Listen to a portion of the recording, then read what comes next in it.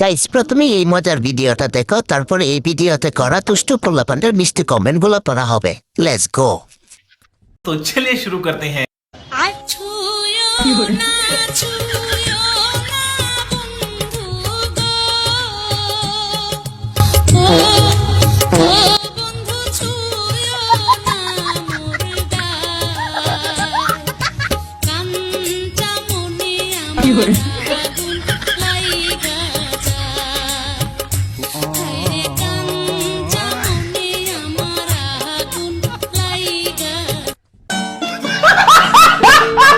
এদের ভবিষ্যৎ আমি বুঝছো।